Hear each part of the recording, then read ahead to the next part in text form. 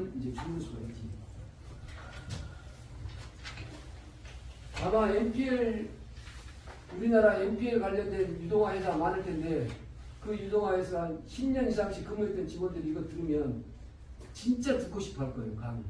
이런데 이렇게 체계적으로 돼 있는, 이론 돼 있는 사람이 우리나라에 아직까지 없으니까.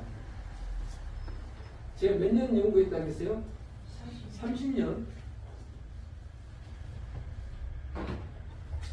다 그러니까 NPL이라는 것도 학문이죠. 깊이 공부해보니까 이건 그냥 뭐 간단한 부동산 투자적인 뭐 그런 기술이나 기법이나 방법이 아니라 이건 완전 하나의 학문이에요.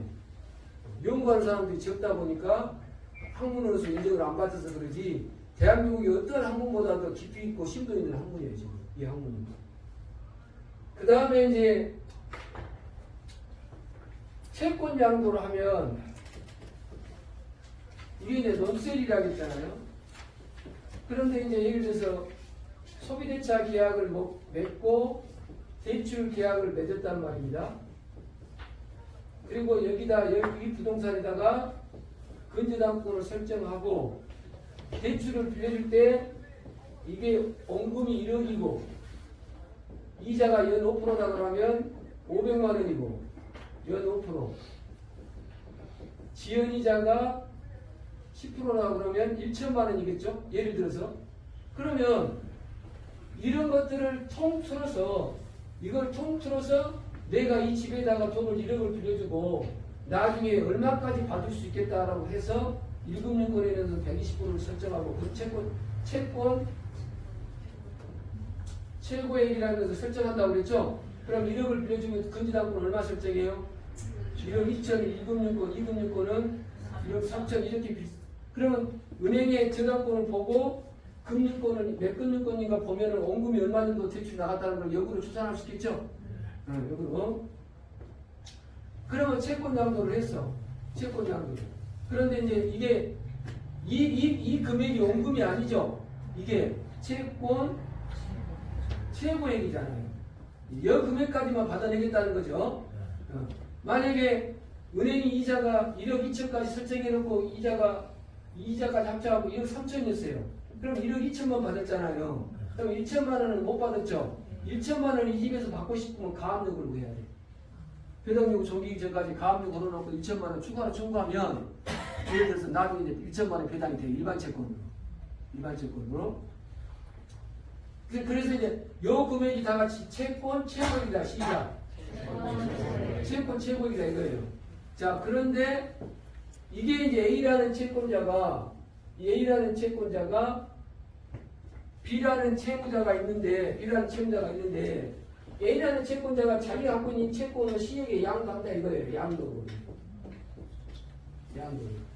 그러면 당연히 근저당권이 A로부터 양수인 C한테 근저당권도 이전 등기가 돼야 되겠죠. 이전 등기가 돼야 되잖아요. 그런데 이제 중요한 건 뭐냐면 이게 근저당이면 근저당권을 소비대차한테 근저당권을 양수하기로 계약을 맺어서 C 앞으로 계약을 했는데 C가 등기소에 가가지고 내가 이놈의 근저당권을 매입했습니다라고 등기 신청을 하면 등기가 된다 안 된다? 안 된다니까요. 왜 안 되냐면 이 피담보 채권이 확정이 안 되면 뭐가 안 되면? 확정이 안 되면 피담보 채권이 확정이 안 되면 등기 안 돼요. 그런데 우리가 매입하는 유대하 우키 유미케이파 코 NPL은 대부분 경매를 신청한 NPL이거든요.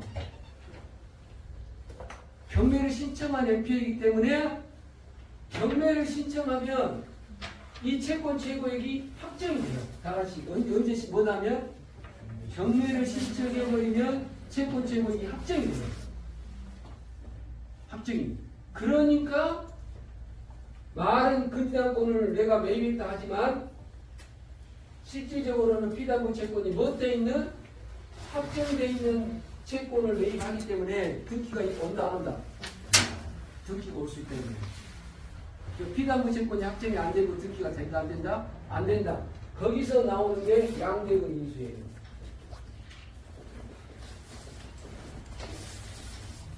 채권장도도 피담보 채권이 확정이 안 되면 등기 이전 안 되고, 대의변제도 피담보 채권이 확정이 안 되면 등기 이전 안 되고, 그 다음에 양대근 금질권의 금지당권의 금질권 설정이 안 돼요. 금지당권의 금질권은 설정이 안 돼요. 질권은 설정돼도. 그런데 피담보 채권이 확정이 되면 확정된 금지당권에는 금질권이 설정이 돼요. 금질권. 참 의미가 있죠. 이게 아무것도 아닌 것 같아도 이거 모르는 사람들이 너무너무 많으니까. 그런데 2019년 16년도에 이게 금융권이면 금융권이 갖고 있는 NPL을 개인한테 팔 수 있다고 못 판다? 못 파게 한다는 거예요. 개인한테 못 판다 이거예요. 그러니까 개인이 논세일로 안 가져오고 뭘로 가져오는 방법을 이제 변형된 논세일인 채무인수 방식으로 NPL을 도전하는 거예요. 내가 전화해봤다고 그랬죠? 금융감독원에다가 예를 들어서. 그런데 현행법으로는 금지할 방법이 없으니까. 현행법으로는. 논세일만 하지 말라고 그랬지 채무인수를 하지 말라는 법이 없으니까. 그래서 채무인수 방식으로 들어온다 이거예요. 그래서 양대군 인수 유동화 회사가 SPC가 개인한테 채무인수 논세일을 못 파니까 채무인수 방식이라도 이거를 NPL을 파는 이유가 뭐라겠어요? 황무차 특이.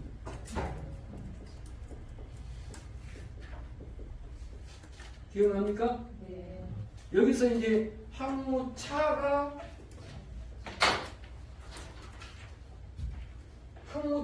뭐예요? 차익보전이에요. 차익보전은 고정돼 있다. 당사자가 약정에 달렸다. 얼마나 약정에 달렸지? 얼마나 약정에 달렸지? 딜할 수 있다고 그랬죠? 뭐 50% 고정할 수도 있고 3천만 원은 딱 땡칠 수도 있고 전액을 다 물어줄 수도 있고 우리 차익보전 약정 당사자 약정에 따라 달라진다고 그랬잖아요. 네? 그래서 그게 한국차 특이에요. 그리고 나서 8번째가 여기까지 끝나면 이제 대소변 사유지. 무슨 변 사유지 다 같이? 대소변 사유가 이제 뭐였냐면 대소변 사유 그 옆에다가 빠야까지 붙이셨죠? 대소변 사유 빠야.